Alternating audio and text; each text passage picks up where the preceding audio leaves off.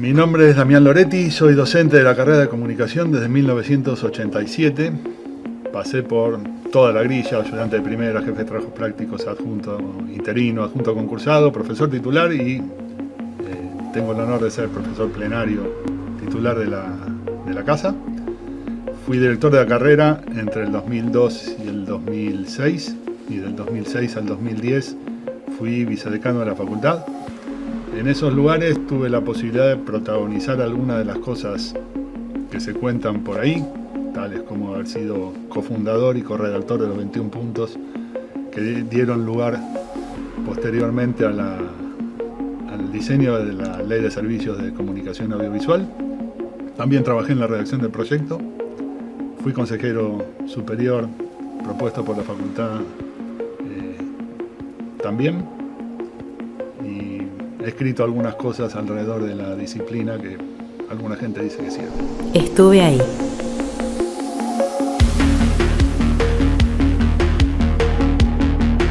Damián, ¿cómo estás? Bienvenido. Muchísimas gracias por venir y aceptar nuestra invitación.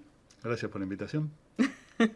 Bueno, la idea es que charlemos un poco sobre el derecho a la información, a la comunicación, durante estos 40 años de democracia, así que vamos a hacer vamos a decir breve, y lo voy a poner entre comillas, recorrido histórico, desde, bueno, el final de la dictadura hasta la actualidad. Para arrancar, sobre el final de la dictadura, en 1980 más precisamente, la Junta Militar sanciona el decreto del Decreto Ley 22.285 para regular los servicios de radiodifusión, que, bueno, entre otras cosas, así de lo que recuerdo,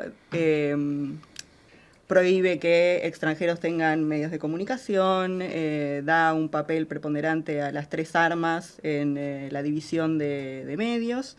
Pero ¿con qué panorama se encuentra Alfonsín en 1983 cuando asume?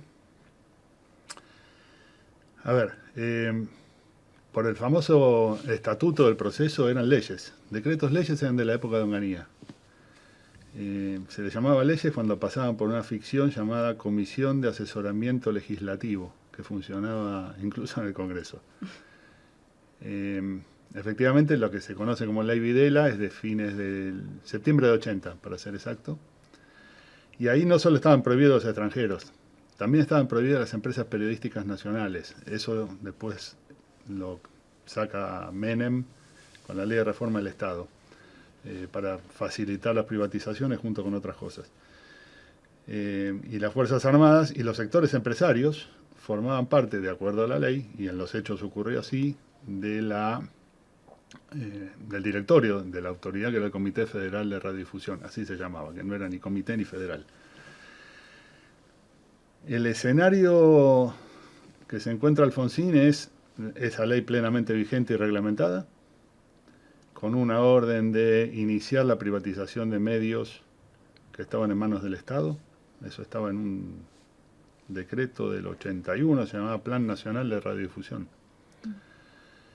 Y lo primero que hace Alfonsín en este plano es intervenir el Comité Federal de Radiodifusión, designa a un profesor de Derecho Romano de la Facultad de Derecho, un tipo de pensamiento liberal, liberal en serio, llamado Ángel Lapieza-Eli, que fallece en un accidente al poco tiempo, y lo designa a Pedro Sánchez.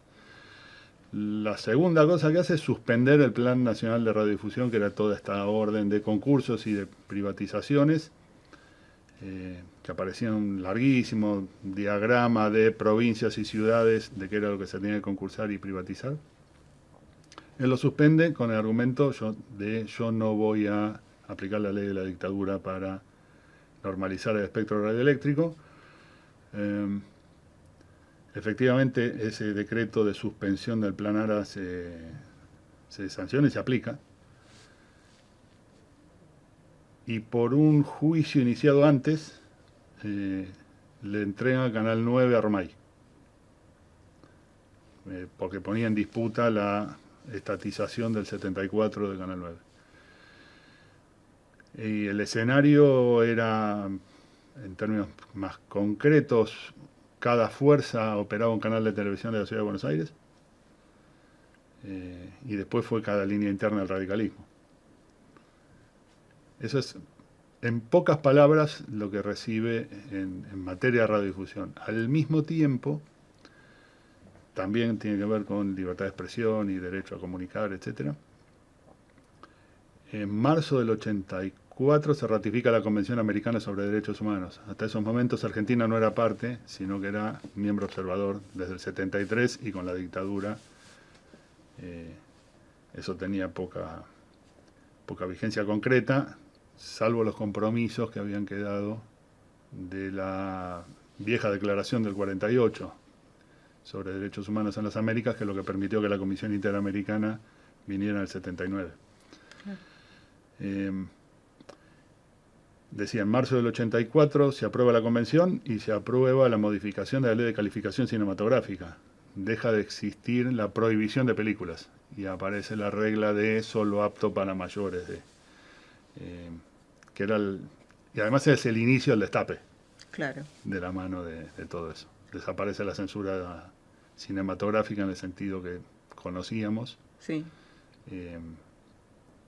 Se deja de haber películas prohibidas y empiezan a estar reguladas directamente por el Estado según el público que consideran apto para ser visto. Exactamente. Alfonsín también crea el COCODE, que es el Consejo para la Consolidación de la Democracia, que tiene varias tareas, como tratar una reforma constitucional, el famoso traslado de la capital a Viedma, pero también la creación de una nueva ley de radiodifusión. ¿Qué es lo que pasa con esa iniciativa y por qué se termina siguiendo con el 22285? El Consejo de Consolidación de la Democracia hace un proyecto, hace una consulta pública, cosa poco conocida también. Edita un libro, bien interesante. Sí. Creo que se llamaba Radiodifusión en la Argentina, si mal no recuerdo. Se llama COCODE y creo que dice la radiodifusión en Argentina. Está María Elena Walsh en el libro también. Sí, está María Elena Walsh, exactamente. Y hacen un proyecto, pero ese proyecto como tal nunca fue cabecera de tratamiento en el Congreso.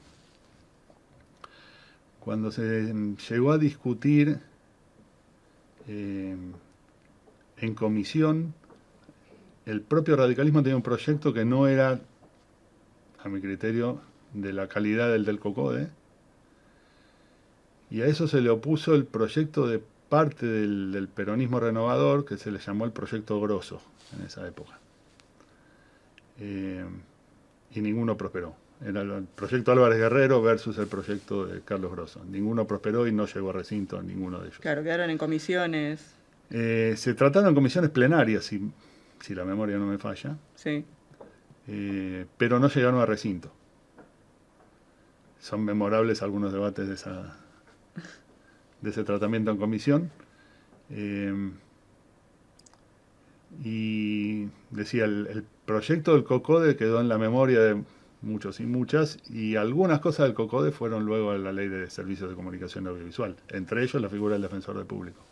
Wow, se rescató algo entonces, sirvió para algo. Sí, por supuesto.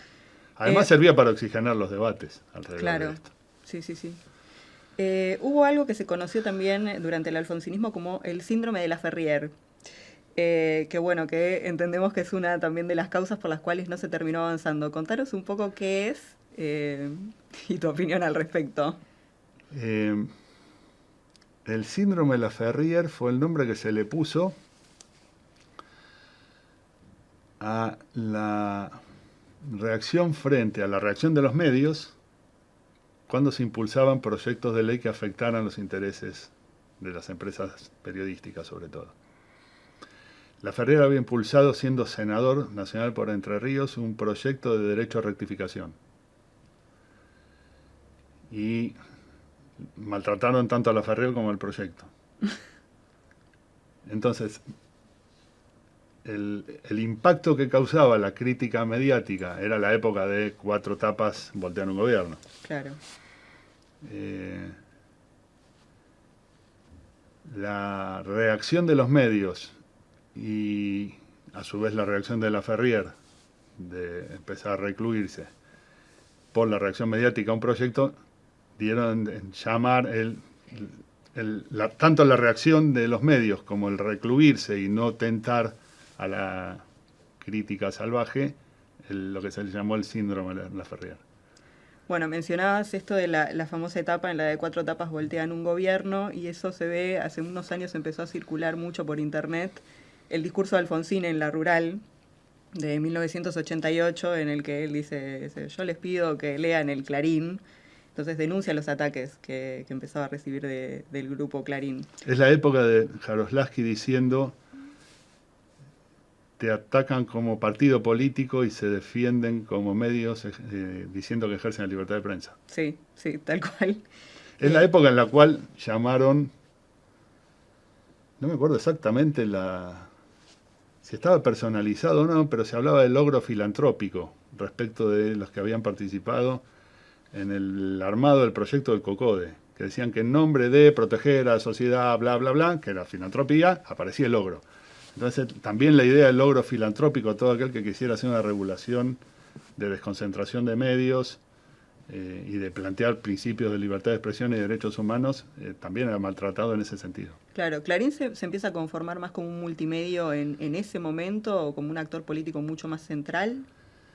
Multimedios para ser multimedios necesita la reforma del artículo 45 del 89. Claro. No sé si nos estamos saltando nos partes, estamos adelantando. Pero sí, ya era un actor político. Claro. De hecho, mucho antes. No nos olvidemos que el secretario de redacción de Clarín pasa a ser canciller de Viola. ¿Por qué Menem privatiza los canales públicos y qué impacto tuvo eso en el sistema mediático? A ver, más allá de las particularidades sobre los medios de comunicación, Menem viene a rifar las empresas del Estado como un modo de cancelar deuda. Sí. Porque se pagaban a valores despreciables, pero los bonos de endeudamiento preexistentes servían para comprar activos públicos. Siendo absolutamente justos con la historia, hay un proyecto de Alfonsín también de privatización sobre sus últimos tiempos de presidente. Y tengo memoria que uno de los conflictos, además de la posición de Eduardo Menem, de no vamos a privatizar nada y cosas parecidas, hay un conflicto con el Canal 11 de Formosa, porque formaba parte del proyecto de ley y los formoseños siempre reclamaron que el Canal 11 de la ciudad de Formosa era de la provincia, no del Estado Nacional. Y eso es una de las tantas trabas para, además de la política, para que no prosperara ese proyecto de privatización que había hecho Alfonsín. Dicho esto, el menemismo vino a ponerle bandera de remate a muchas cosas, entre ellas los medios, y particularmente cuando hace la reforma del artículo 45, también toca el 46A y el 46C en la ley. Un poco que o sea, por eso, ahí aclaro. El 45E prohibía a las empresas periodísticas extranjeras ser dueñas de medios de radiodifusión. Y había un punto y seguido, lo cual marca que esto se debatió en la época de Videla, lo promueve. Decía, tampoco empresas periodísticas nacionales. Eso se deroga en el 89, en la Ley de Reforma del Estado, que es lo que permite que las empresas periodísticas entren a ser operadores de servicio de radiodifusión. Con un agregado. Modifican el 46A, que decía que solamente podían ser socios de las sociedades de radiodifusión 20 personas físicas. Y además permite que se empiecen a conformar los multimedios derogando la regla del objeto único de las sociedades comerciales. Ya todos sabemos, pero aclaro, la única forma de organización societaria que permitía la ley Videla era las sociedades comerciales. Las comunitarias estaban prohibidas, las cooperativas estaban prohibidas. La reforma de esos 3 incisos de la ley es lo que permite la conformación de grupos, ya no solo de multimedios. O sea, empresas que se dediquen a cualquier cosa, que sean dueñas de empresas de medios que además tengan relación con empresas periodísticas. Y eso se conforma en agosto, eso sale en agosto del 89, el 17 de agosto más precisamente, y adentro del anexo de la Ley de Reforma del Estado estaba la lista de todos los medios que iban a ser privatizados. Con lo cual había un combo de concurso, con la lógica de la Ley de Radiodifusión de Videla, que era proponer un montón de cosas, y además había una oferta económica para hacerse cargo de los activos. En Canal 11 sí hubo disputa, pues gana el 13 y gana,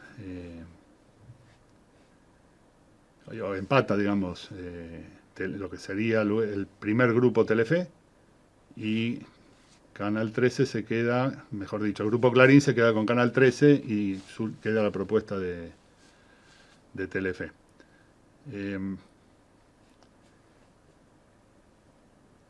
Vale señalarse que al principio del gobierno de Menem se habían hecho tareas o procesos de cogestión sindical en el 11 y en el 13. Y habían sacado, sobre todo en el 11, habían sacado el canal del Rojo. Que fue una respuesta que hubo a un planteo de Dromi, que era ministro de Obras Públicas, de cerrar los canales de televisión por deficitarios. Wow.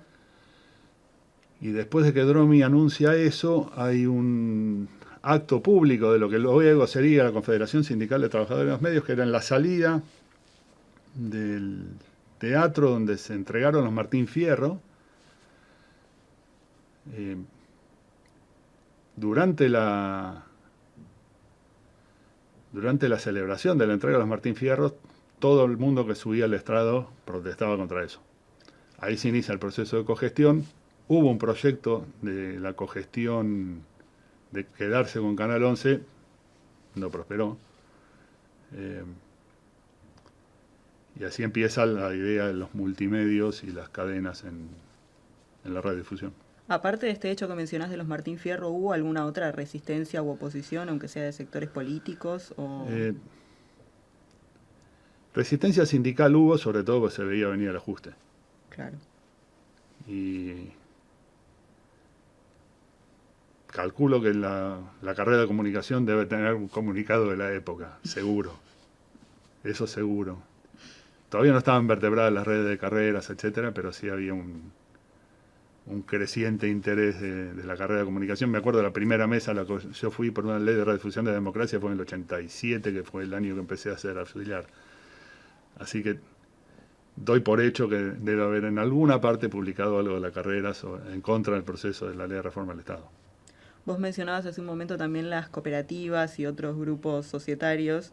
Esa modificación del artículo 45, bueno, parte de lo que te quería preguntar era que empiezan a surgir también con el retorno de la democracia y ese destape, lo que las llamadas radios truchas, muchas veces comunitarias y cooperativas. ¿Cómo es ese proceso y cómo es que desde ese sector se empieza a impulsar también una discusión por una nueva ley de radiodifusión? Lo que empieza a ver a partir del 85 son algunas radioemisoras que, con toda la precariedad del mundo, digamos, las paredes estaban recubiertas de palés de hueveras para hacer la insonorización. Empiezan a instalarse antenas en muchos lugares del país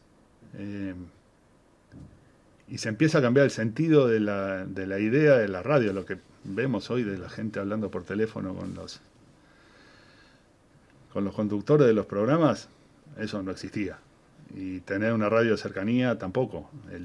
El universo de la televisión, por ejemplo, tenía solamente 7 ciudades con más de una señal de televisión abierta, y había capitales de provincia que no tenían ninguna, caso Catamarca. Y radio AM no había en todas las capitales, tampoco había en todas las capitales del país. Y las FM eran servicio complementario, según decía la ley de radiodifusión, o sea, solamente operaban FM, aunque yo tenía una licencia de AM. Sí. Y empiezan a crecer, sobre todo después de la crisis de Semana Santa. Ahí empieza lo que se llamaban las voces de la democracia. Y muchas de esas radios tienen conexión directa o indirecta con las carreras de periodismo y de comunicación social. De hecho, hay varias radios de la Ciudad de Buenos Aires que vienen de ese palo, de estudiantes sí, que arman la radio.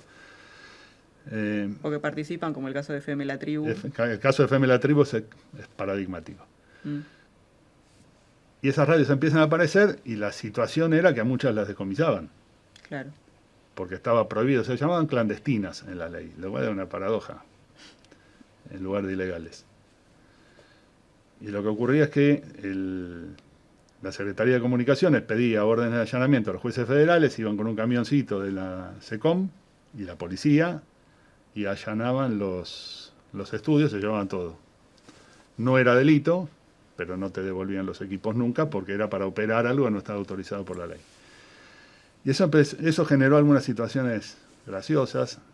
A veces, como por ejemplo, a veces las radios se enteraban que venía el camioncito.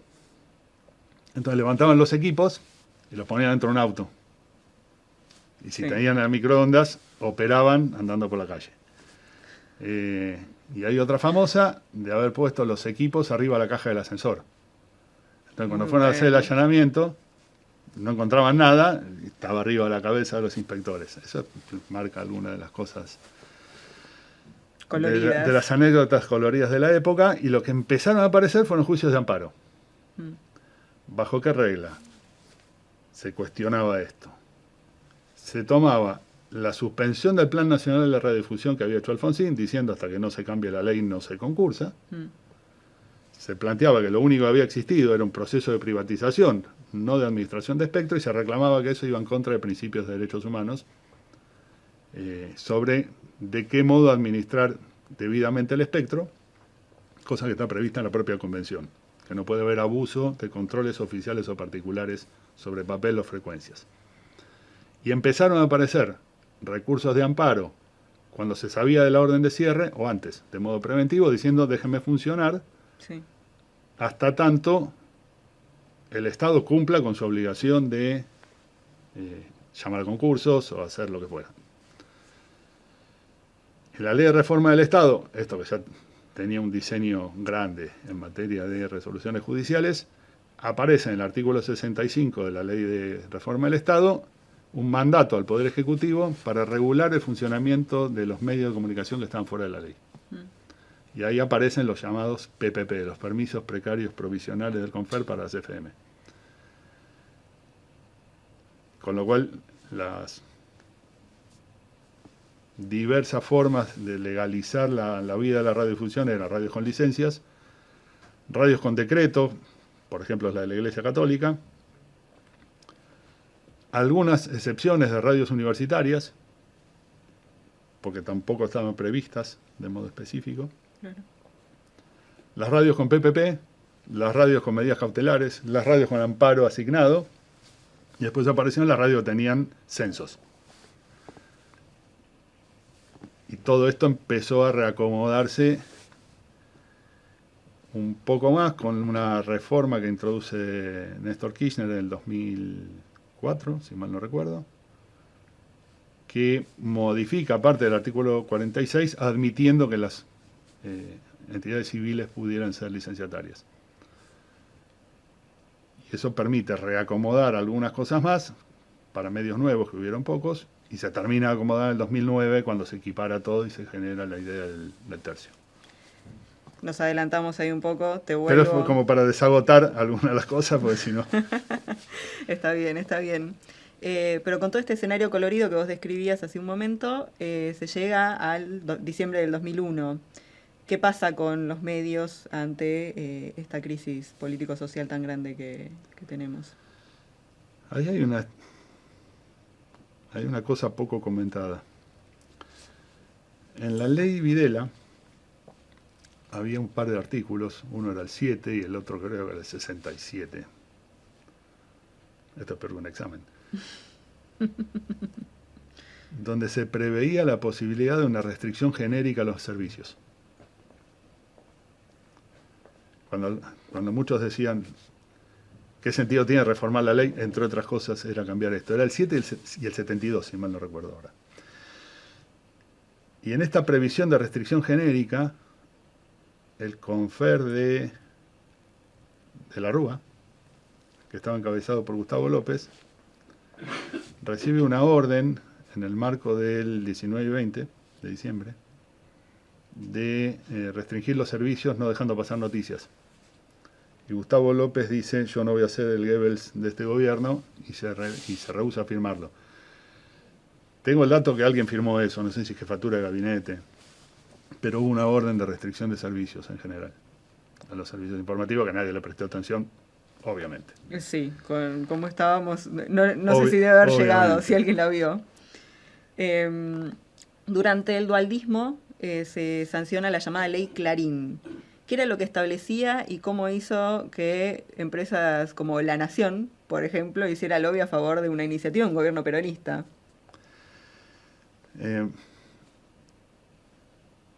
A ver, en el gobierno de Dualde aparece otra cosa previa, que es algunos decretos de radios provinciales y de televisores provinciales.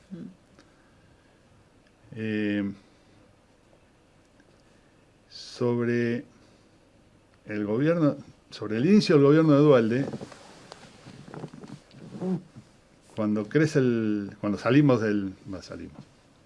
estalla el 1 a 1 y el dólar va a 4, aparece el problema del endeudamiento externo de las empresas, en general. Sí. Entonces se hace una reforma, Caballo hace una reforma de la ley de quiebras, mucho tiempo antes, que incorpora lo que se llama el cramdown, que es el proceso por el cual antes de que una empresa llegue a la quiebra, los acreedores se pueden quedar con las acciones. Eso en el contexto del dólar yéndose de 1 a 4 pesos, era traducir las deudas en divisas extranjeras en el 25% del valor en divisas extranjeras. Para la época los medios tenían mucho endeudamiento en dólares. Uno era Clarín, pero no solo, también La Nación, que si mal no recuerdo había hecho un importante cambio de maquinarias con el dólar 1 a 1. Entonces lo que hacen es prever una ley llamada de defensa de industrias culturales, en la jerga ley Clarín, pero para mí era Clarín y varios, por la cual eximen una serie de tipologías de empresas, radiodifusión, algunas que tenían que ver con técnicamente las industrias culturales y la producción de contenidos, las empresas periodísticas, y aparece la publicidad de vía pública incluso, que ahí no ponen muchos contenidos, pero... Y lo que hacen es sacar todo este paquete de empresas de la regla del cramdown para que los acreedores, en nombre de las industrias culturales, la importancia de la cultura nacional, etcétera, etcétera, no pudieran quedarse con las acciones de las empresas al 25% del valor. Y eso empieza a discutirse sobre Dualde y creo se promulga ya después del 25 de mayo que asume Néstor. También durante el gobierno de Néstor, pero sobre el final, en 2007, está la famosa fusión Cablevisión Multicanal. Y antes estuvo el decreto 527 del 2005, que es el que extiende 10 años las licencias de todos los servicios vigentes. Y ahí sí estoy seguro que la carrera hizo una comunicación importante, la publicó Página 12 en un recuadro en azul, que fue una declaración complicada para muchos compañeros, porque la carrera formaba parte en esos momentos de la Coalición por una Radiodifusión Democrática, donde el decreto 527 también fue un tema bien complicado, porque eso implicaba, este gobierno no va a discutir la ley, porque lo único que podía llegar a generar cierta empatía con la discusión de la ley era que los medios necesitaran cambiar algo. Sí. Por lo menos en el 2004, que es cuando sale la primera versión de los 21 puntos que se presentaron en un teórico el 2 de diciembre del 2004, se presentó, vino Radio Nacional y pasó se leyeron los 21 puntos y se discutió en un teórico de políticas y planificación. Un jueves 2 de diciembre. Y la conductora de ese programa fue Mona Moncalvillo, que era directora de Radio Nacional. Entonces, teníamos los 21 puntos, después salió el decreto 527, con lo cual muchos compañeros de la coalición dijeron, acá nos toca desierto por largo tiempo. Y sobre fines del gobierno de Néstor, sale el dictamen de defensa de la competencia aprobando la fusión Multicanal Cablevisión.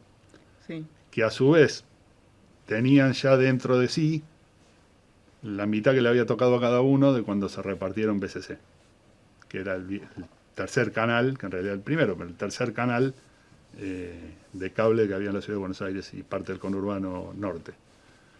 ¿Por qué te parece que el gobierno de Néstor toma esta decisión? Porque además le permite a Clarín tener como casi la mitad del mercado a nivel país. Es difícil de saber.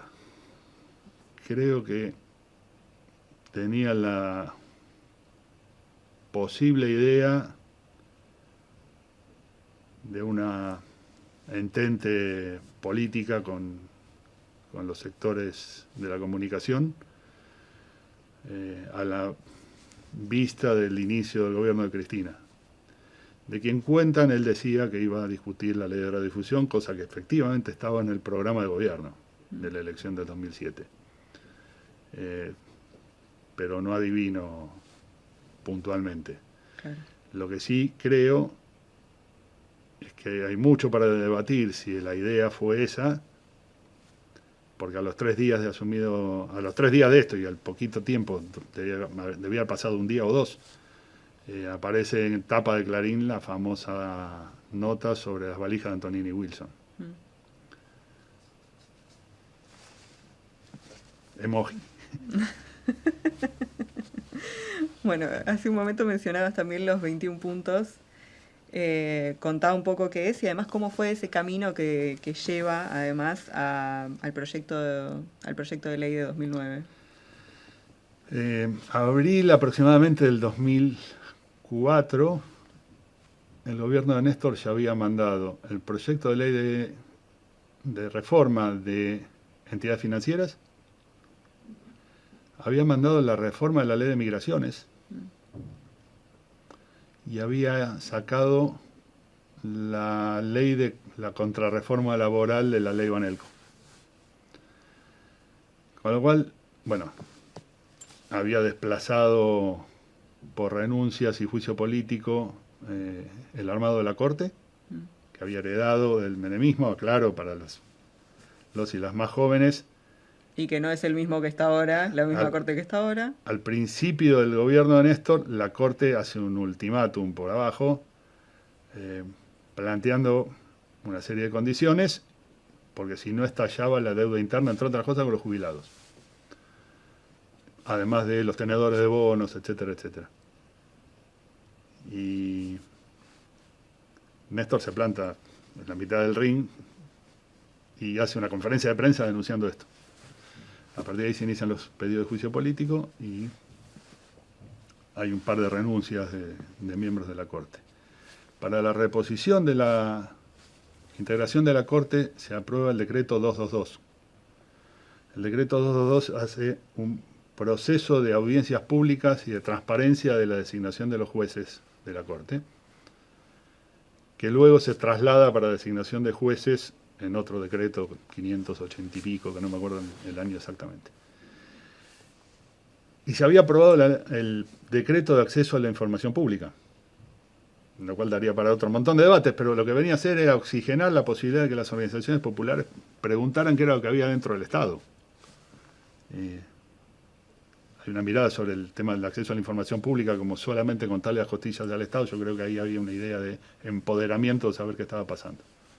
En un Estado en el cual, insisto, Kirchner asume con más desocupados que votos.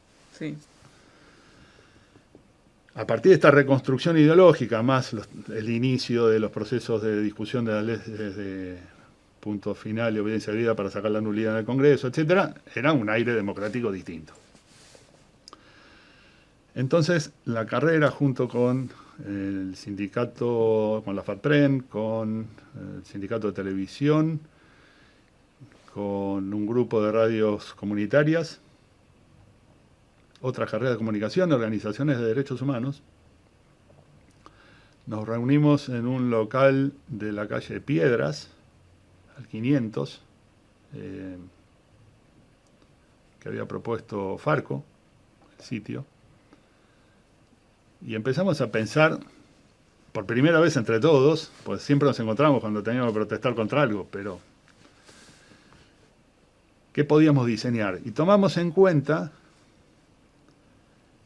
ciertos fracasos que la sociedad civil había tenido cuando se había sentado a escribir un proyecto puntualmente. Y estaba el caso de las mesas de la sociedad civil mexicanas, que con un decreto, ya no me acuerdo qué presidente, las planchó. Y estaba el caso de las iniciativas de la sociedad civil peruanas, que también escribieron un texto de ley puntual y no resultó. Pues no se terminaron de poner de acuerdo sobre cosas más finas. Entonces lo que resolvimos fue iniciar una especie, ya a esta altura del partido se puede decir, han pasado 20 años, de las 20 verdades de la radiodifusión democrática. Entonces empezó a diseñar un bosquejo de qué puntos debería tener una ley de radiodifusión de la democracia. Por ahí por julio quedó un tema trabado y ahí aparece el punto 17, que por eso los 20 puntos se transforman en 21.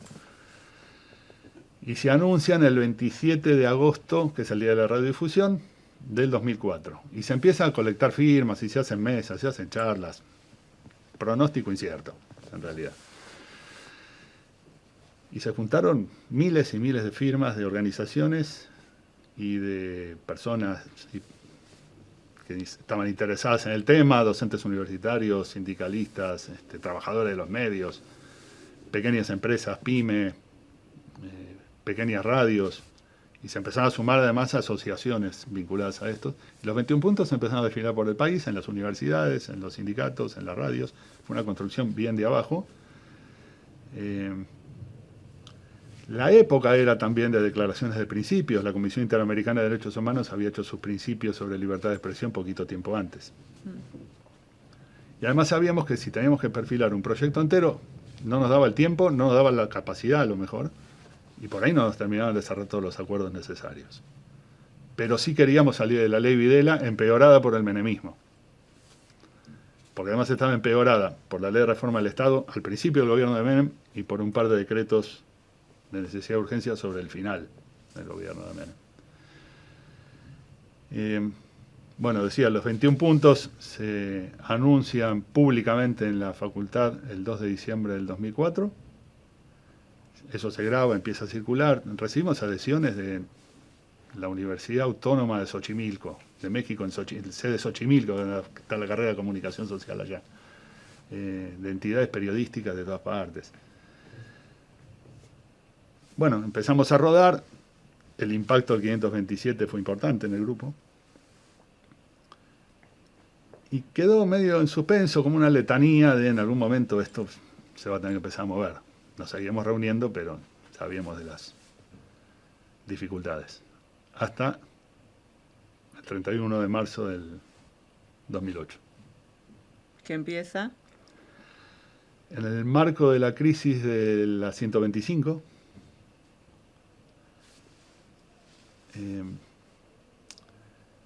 se convoca un acto. Bueno, en el medio ocurre la famosa llegada a Plaza de Mayo de, no me acuerdo cuál fue la frase discriminatoria horrible que hizo la periodista que estaba cubriendo eso, que era: se van los ciudadanos y llegan, era algo así como la sorda del conurbano. No era la frase exacta, pero a los poquitos días de eso hay un acto, creo que fue el 1 de abril, martes, y varios fuimos al acto. Volvimos porque teníamos sesión del Consejo Directivo de la Facultad. El Consejo Directivo saca una resolución pidiendo que los medios trataran con mayor pluralismo el conflicto del campo. Pedíamos como punto segundo que el Estado pusiera en funcionamiento algo que se había creado mucho antes, que se llama Observatorio contra la Discriminación en Radio y Televisión. Vale contar la historia. En el 2004, el Comité contra la Discriminación, Racismo y Xenofobia de Naciones Unidas hace un informe sobre Argentina, dentro de sus informes periódicos. Y allí hay un punto donde marca el creciente racismo y xenofobia que había en los medios argentinos. Y había una frase que era, coma, incluido Internet. En base a eso, el gobierno de Néstor impulsa la creación del Plan Nacional contra la Discriminación y lo pone en cabeza de eso al INADI, que estaba dirigido por Enrique Oteiza. Y ahí hay un punto, y esto se apura porque viene Mary Robinson, que era la alta comisionada de Derechos Humanos en el 2006, se apura la salida de esto, y hay un punto, creo que era el 108, perdón si soy latoso, pero la historia vale contarse, donde aparece la idea del observatorio. Entonces lo que la facultad pide en abril del 2008 ya existía, que era que funcionara el observatorio, punto. Es un lugar de denuncia y muestreo, no de sanción. Y el tercer punto era que había que empezar a discutir una ley de servicios de radiodifusión, todavía se llamaba así. Circula la resolución de la facultad dentro de los correos institucionales, y quien levanta eso es un profesor de la casa, Horacio Secchi, que llama por teléfono, me llama a mí, lo llama al decano para preguntar de qué iba la resolución, le explicamos, la publica en página 12. Esto es el miércoles 2 de abril del 2008. Y el decano, yo viajé por un tema académico a Montevideo, y el decano al día siguiente, Federico, me llama y me dice que lo habían llamado Enrique Albistur y Carlos Tomada. Tomada sigue siendo, ahora es embajador, pero era docente de la casa, que los había llamado a ambos la presidenta para preguntar de qué iba esto que había salido en página 12. Y al poco tiempo me llama Federico, me dice, ¿cuándo volvés? Le digo, el sábado. Me dice, no, te necesito mañana. ¿Qué pasa? Nos recibe la presidenta por la declaración de la facultad. Y ahí fuimos el viernes 4 de abril. El decano, Federico Schuster, Gustavo Bulla, Mariana Moyano, Alejandro Kaufman, no recuerdo si alguien más, y yo. Y por el Estado estaba la presidenta, el secretario de Medios Albistur, creo que estaba Aníbal Fernández, Mariotto, que tenía un día y medio de asumido como interventor del CONFER, había asumido el 1 de abril, el 2 era feriado, técnicamente tenía un día y medio. Un inicio muy complicado en el nuevo trabajo. Bueno, igual Alejandro Kaufman, que hacía un día que estaba como director de carrera, y estaba Lubertino, como presidenta del Consejo de la Mujer, que formaba parte del observatorio. Discusiones o charlas varias a propósito de la declaración de la facultad, y Gustavo dice, a propósito de una pregunta puntual de la presidenta, Gustavo dice que esto pasa por tener la ley de radiodifusión de la dictadura. Se debate alrededor de eso, Cristina lo mira a Mariotto como diciendo, ¿y? Y el resultado de eso es una conferencia de prensa en la cual se anuncia que va a funcionar el observatorio, que se iba a pedir a todas las universidades del país que colaboraran con universidades públicas, que colaboraran con el funcionamiento del observatorio, cosa que prosperó poco, y que se empezaba a discutir una ley de radiodifusión de democracia. A los 15 días, Cristina recibe a la coalición, y la salida de la reunión es, los 21 puntos van a ser la columna vertebral del armado de la ley de radiodifusión de la democracia. Y a partir de ahí, cada 15 días, había audiencias en Casa de Gobierno, en la cual Cristina recibió al mundo del cine, el mundo de las universidades que tenían carrera de comunicación, al Consejo de Rectores, a los sindicatos de medios, a las centrales sindicales en general, a las organizaciones de derechos humanos y a las cámaras empresarias de los medios. Todo eso está registrado fotográficamente. Esos debates, esos 21 puntos, también se llevan a distintos lugares del país, y eso queda plasmado además en la letra de la ley, que tenía, me acuerdo, los asteriscos al pie, que daba cuenta de las discusiones y también incluso de dónde fueron esas discusiones. Pero eso es un poquitito después. Ok. Eso es un poquito después. El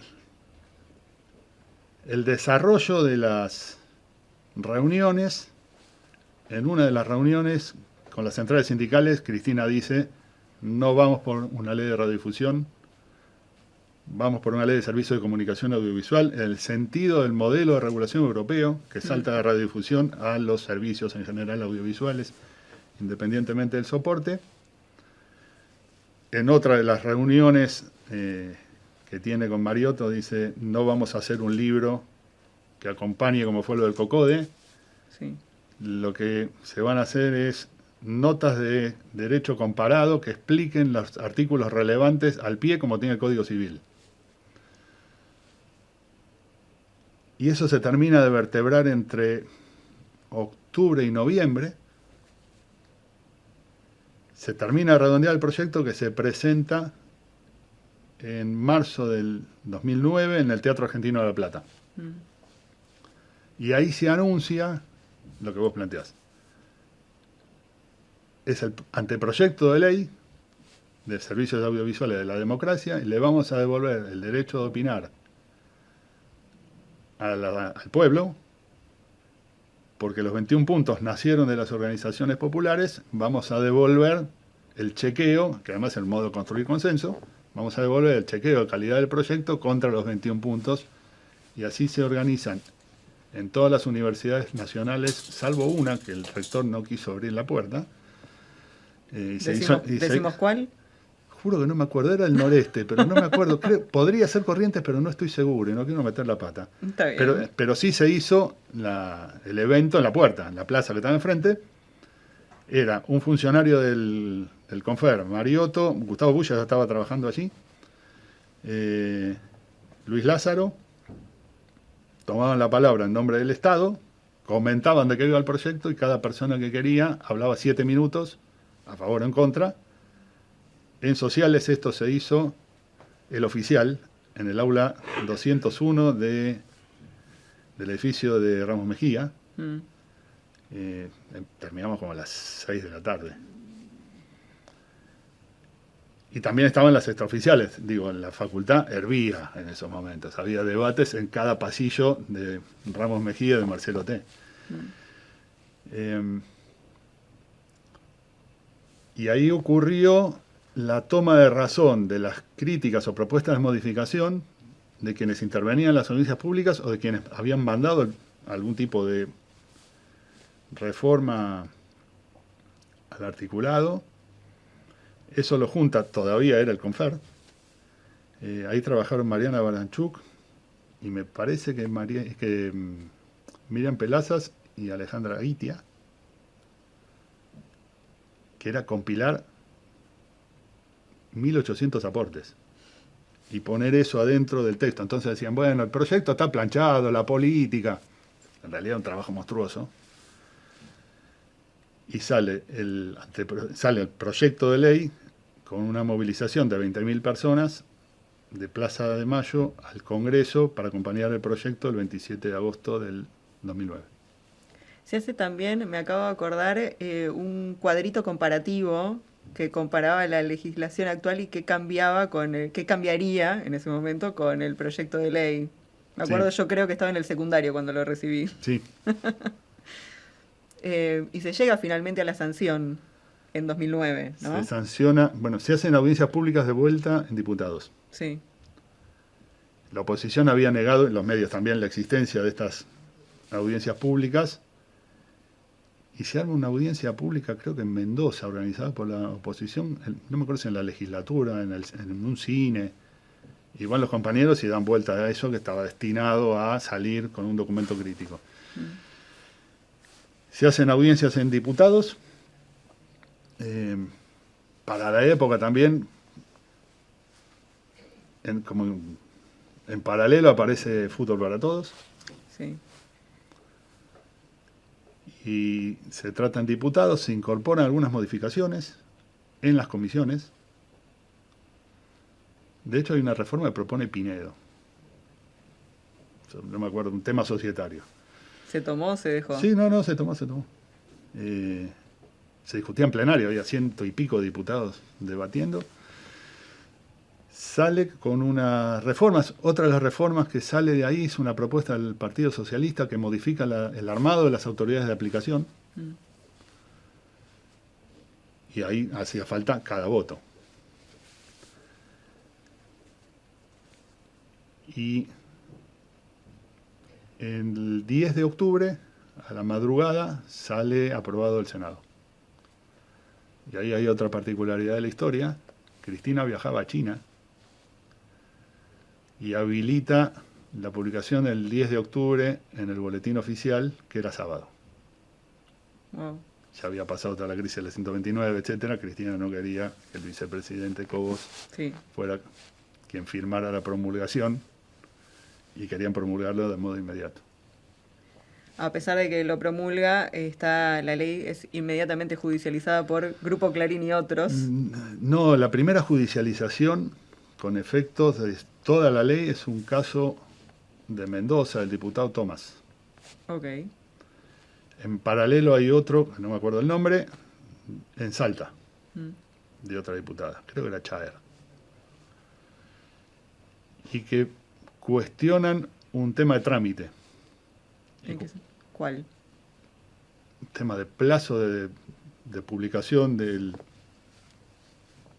los proyectos de mayoría y minoría o alguna cosa técnica que fue la excusa con la cual se levantó el bloque de la oposición y no participó del debate. En diputados, en el Senado sí participó.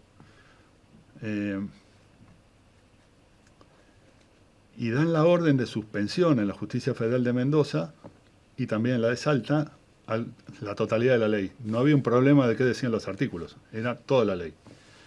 Eso se apela, lo ratifica la Cámara Federal de Mendoza. Los jueces, según se comenta, estaban negociando su supervivencia porque estaban cuestionados por su actuación en la dictadura.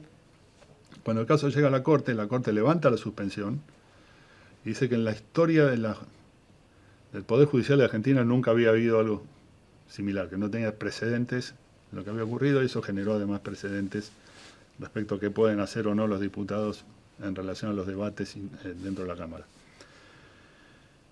Lo que ocurrió en paralelo fue la suspensión de 4 artículos con una medida cautelar que pide el Grupo Clarín. Uno era el artículo famoso de la desinversión, palabra que no está en la ley argentina, está en los documentos de UNESCO. Es una recomendación de UNESCO los procesos de desinversión. El otro era el límite de cantidad de licencias. Y luego afectaban el tema de la transferibilidad, lo que había ocurrido en la Argentina, dicho por la Procuración del Tesoro, no por los que trabajamos en el proyecto de ley, y ratificado por la justicia, es que en la Argentina nadie sabía quién eran los dueños de los medios. Porque la reforma del menemismo había permitido los pases de mano sin necesidad de autorización y se declaraban 180 días hábiles después.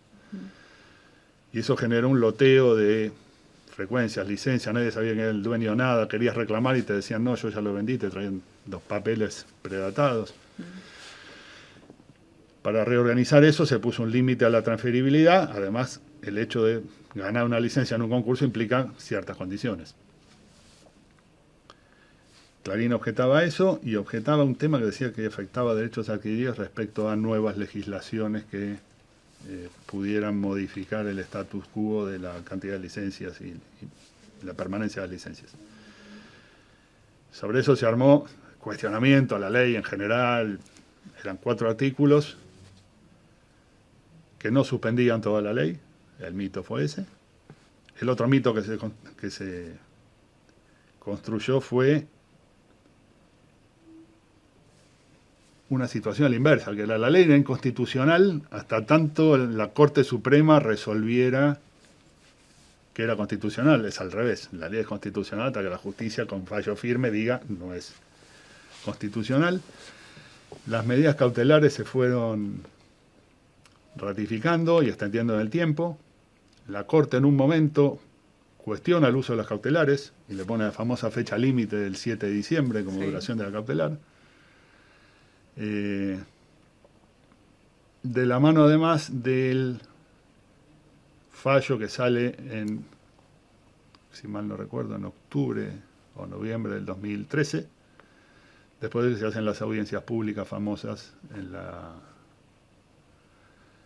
sede de la Corte y con pantallas gigantes en Plaza Lavalle y en otros lugares para ver las audiencias. Contemos, eso es lo que llamaron amicus curiae. Vos participaste además en esas Yo participé audiencias. como amicus. Sí. A ver, la Corte, hay que hacer una aclaración previa. Los problemas más importantes de la justicia argentina se resuelven con un grado de solemnidad y formalidad cuestionables, por lo menos. Los recursos extraordinarios para llegar a la Corte Suprema se tienen que escribir con tamaño A12 en no más de 26 renglones en 40 páginas. En ese formato hay que explicar todo un caso gigantesco. Sí. Con eso se habilita el recurso extraordinario y se resuelve. En esos momentos el CELS y otras organizaciones de la coalición,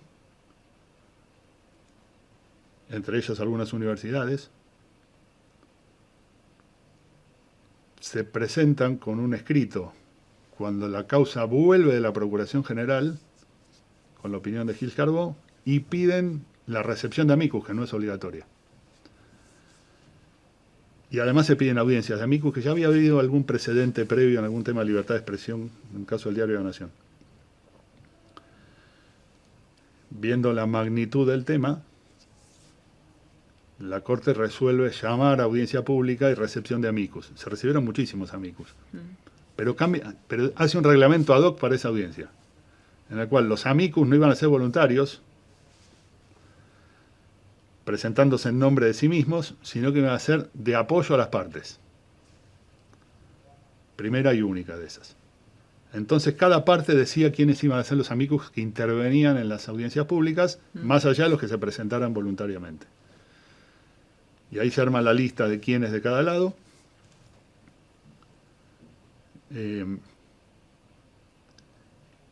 Y la primera parte, no me acuerdo, creo que eran 10 minutos por cada uno de los amicus. El primer día de las audiencias hablaba un amicus de cada parte. Ahí intervino como amicus de Clarín la Asociación Iberoamericana de Radiodifusión, ADEPA, Lucas Grossman, que es un profesor de la Facultad de Derecho. Eliseo Verón. Eliseo Verón, junto con Andrés Gil Domínguez, en nombre de una asociación de derechos de usuarios. Y por el Estado fue la Universidad de San Martín, que habló Carlos Ruta, la Asociación Americana de Juristas, que habló Benius Smukler, la Federación de Cooperativas de Radiodifusores, o alguna cosa parecida, habló Miguel Rodríguez Villafañe, la Universidad de Lanús, que habló Víctor Abramovich, y el CELS, que abrió Berbisky y Cerrelló. Después habló la Procuradora General, la Defensora del Público, e invitado por la Corte, un profesor de la Facultad de Derecho llamado Juan Vicente Solá, que dirigía un centro de Economía y Derecho, algo parecido. Adentro de la Universidad de Buenos Aires no había posición tomada. Digo, si alguien decía que fuera la UBA, había que discutir mucho cuál era la voz de la UBA ahí, y esto había arrancado con la 125, que la Facultad de Sociales pedía pluralismo y la Facultad de Agronomía apoyaba el rechazo a la 125 y puso una carpa verde enfrente del Congreso. Claro, había diversidad de posiciones intrauniversitarias. De hecho, se había promovido por un par de consejeros superiores un rechazo a la resolución de sociales y revocarla. Eso se llevó a la Comisión de Interpretación y Reglamento del Consejo Superior, y lo que primero planteamos con el decano Schuster, yo iba ahí como vicedecano, fue: no pueden saldar la historia del debate sobre el alcance de la libertad de expresión, que debe tener para la fecha 480 años, por no decir 500, con 2 páginas diciendo repudio. Claro. Digo, la universidad no se merece tratar este tema así. Entonces lo que dijimos fue: paren esto y si quieren discutir, discutamos, cosa que jamás ocurrió. Y ahí hubo una posición muy importante de muchísimos profesores de la facultad que no formaban parte del oficialismo de esa gestión, de salir a respaldar el posicionamiento de la facultad en ese debate. Los amicus, volviendo un poco a la cuestión de la Corte, vos mencionabas que era una eventualidad, o sea, algo... Que fue primera y única así. Sí. Porque había habido audiencias de amicus y hoy hay audiencias con amicus. ¿Te parece? Pero no son amicus de partes. Sí. Son interesados en dar su opinión a la Corte. ¿Pero te parece que fue un quizás hito en materia democrática esa convocatoria a amicus? Sí. No solo por la convocatoria, sino por la repercusión. A los que nos tocó tener algún grado de participación en todo ese proceso, lo que estábamos convencidos era que había que oxigenar los debates y había que dar los debates de cara al pueblo. Eso fue el armado de los 21 puntos, eso fue las audiencias para la celebración de la ley y que aparezca el nombre de las personas que mandaron propuestas en los asteriscos abajo, como decís vos. Yo digo, la ley tiene forma de torta de lemon pie, tiene el texto, que es la parte del merengue italiano, la capa de limón, que son las notas al pie de derecho comparado, y el bizcochuelo, que es el nombre de las personas que formaron parte del proyecto. Muy poca gente del mundo puede decir que su nombre, por haber participado en una audiencia pública, está inscrito en una ley como coautor. En realidad son coautores de la ley. Y la misma idea tuvo la televisación de las audiencias públicas ante la Corte, y la misma idea tuvo, tiempo después, cuando llega el decreto de Macri, la televisación en las universidades y en clubes y en radios comunitarias y en asociaciones de la audiencia ante la Comisión Interamericana de Derechos Humanos.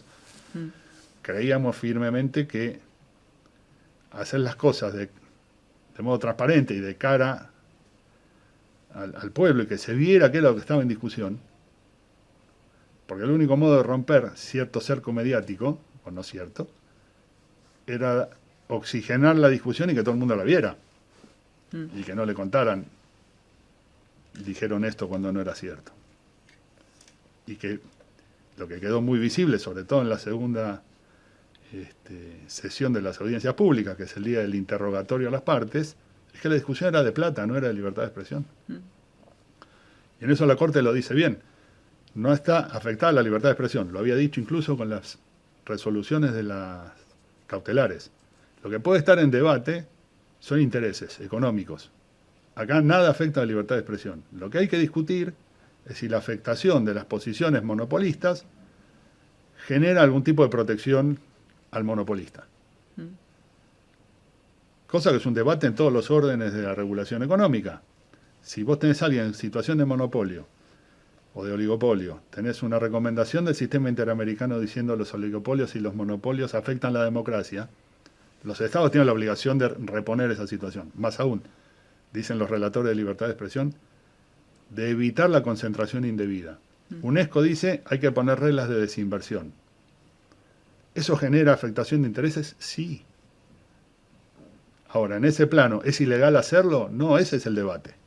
Eso es lo que la Corte dice. Si alguien reclama después daños y perjuicios, es un problema distinto. Esto no es inconstitucional. Brevemente, ¿qué falló con la aplicación?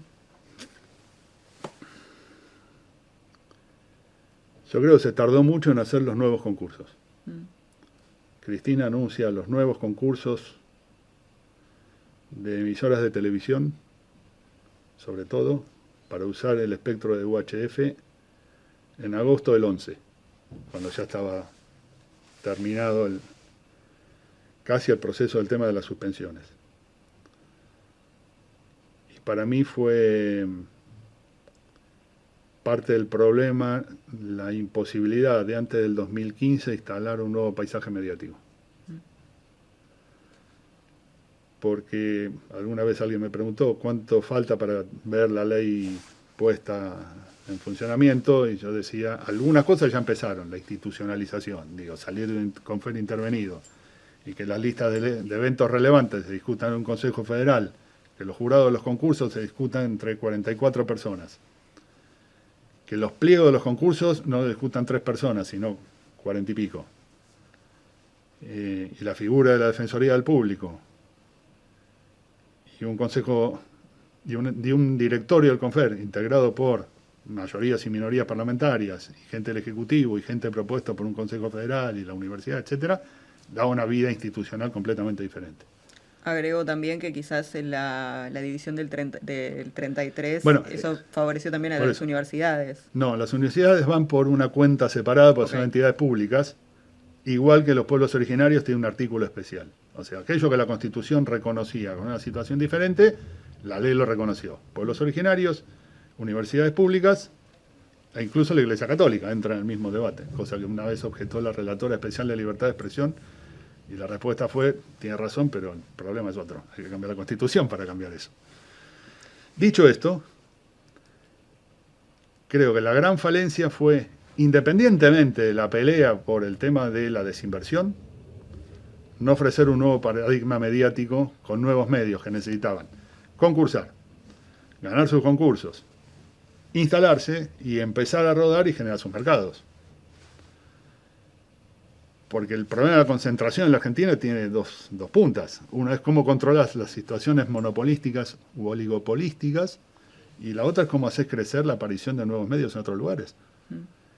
Porque aunque saliera perfecta la desinversión, si no pones nuevos medios, lo que generas es, que no es poco, es desconcentrar un grupo que tenía en radiodifusión más del 50% del mercado. A ver, es una afirmación en la propia audiencia en la Corte. Sí. Una pregunta de la Corte es, si ustedes dicen que para ser independientes necesitan tener el tamaño que tienen, hay un problema, porque ustedes tienen el 52% del mercado. No puede haber otro independiente, pues el mercado da 100%. No podés estirarlo a 104 para que haya dos. Claro. Entonces la idea de ser tan enorme para garantizar independencia no cierra con el resto. Para mí una falla estratégica fue esa. En el medio de todo esto llega además a la presidencia Mauricio Macri y fusiona el AFSCA con la AFTIC, la Autoridad Federal de Tecnologías de la Información, para crear el ENACOM, y además a su vez modifica, entre las primeras cosas que hace, la ley de medios. ¿Qué consecuencias tuvo esto? Eso también está lleno de anécdotas. La intervención policial para echar a las autoridades. Ese día el boletín oficial salió tarde. Porque salió con la orden de la intervención de los dos organismos, cosa que se enteran a las 11 de la mañana cuando sale el boletín oficial, teniendo un patrullero a las 8 de la mañana en la puerta de la autoridad federal, ahí en Suipacha. Y después un DNU que lo cuestionó hasta la propia Comisión Interamericana en las audiencias de abril del 2016. La consecuencia fue el fenómeno de concentración más brutal que existe, por un lado. Y la segunda consecuencia fue la desaparición de la idea del servicio de televisión de cable como industria cultural. La transformaron en un proceso de telecomunicaciones.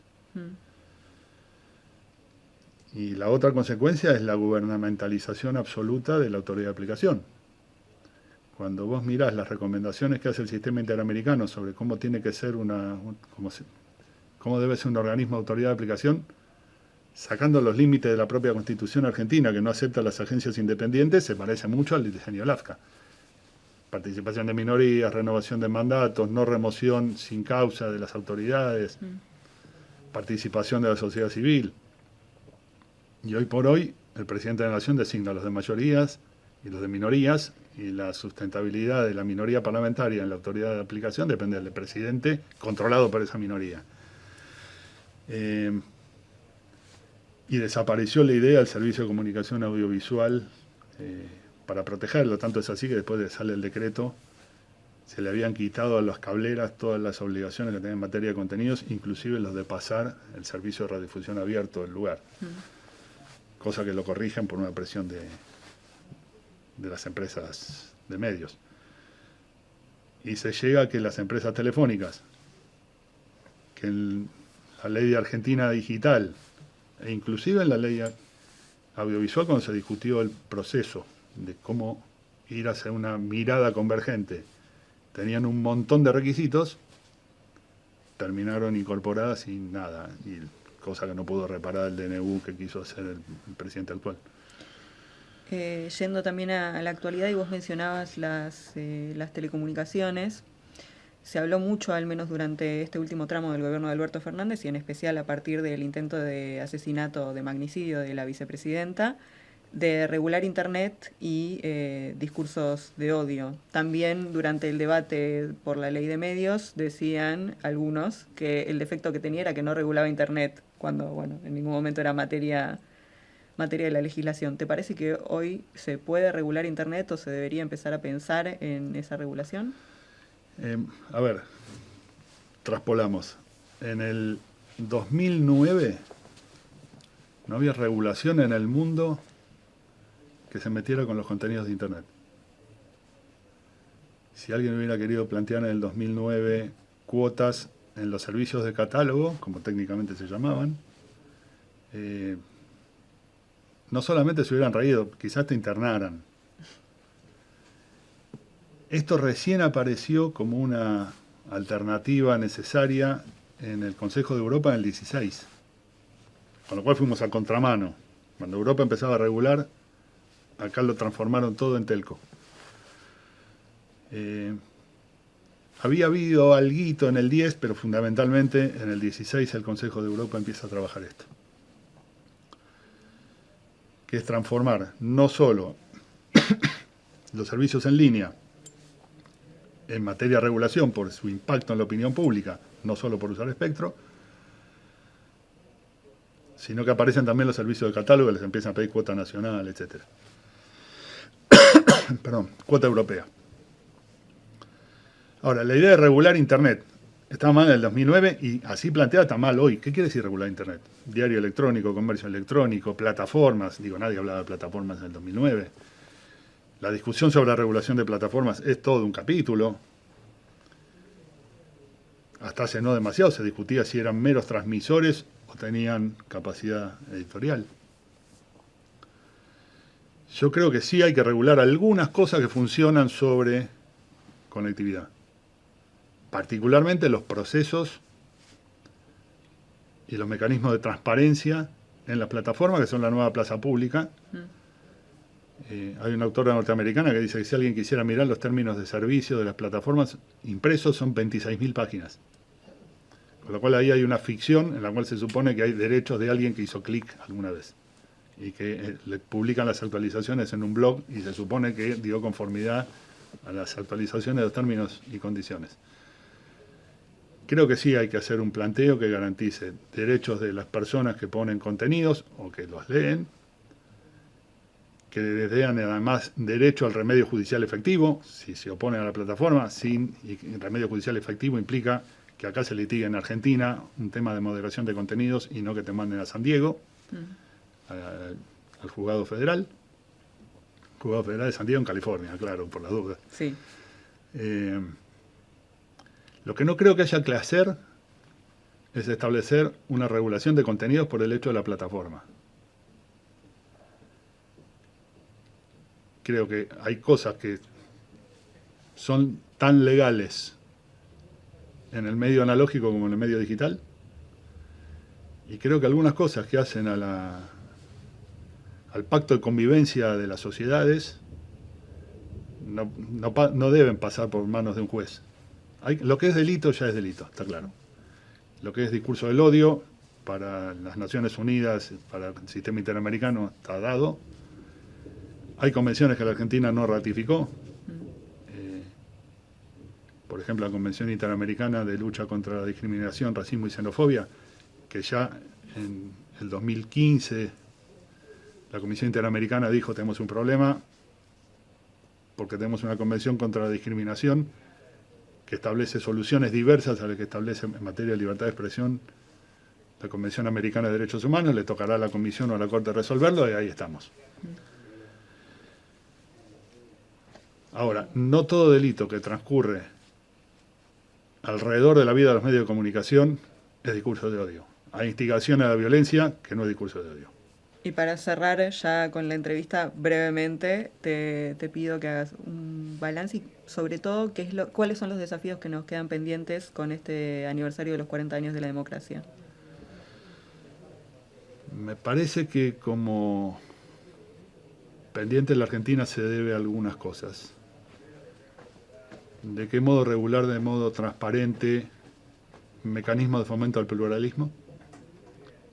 No solo cómo se desconcentra lo que existe, sino de qué modo fomentás la sustentabilidad de los medios de comunicación hoy, medianos y chicos, comerciales y no comerciales. Me parece que nos debemos algunas políticas activas de alfabetización digital rápidamente. Y lo que nos debemos es una reformulación del pacto democrático antes de que nos pase lo que le está pasando a otros países, en el cual el crecimiento de los odiadores genere un impacto irreversible en la política. Yo creo que hoy eso es reversible.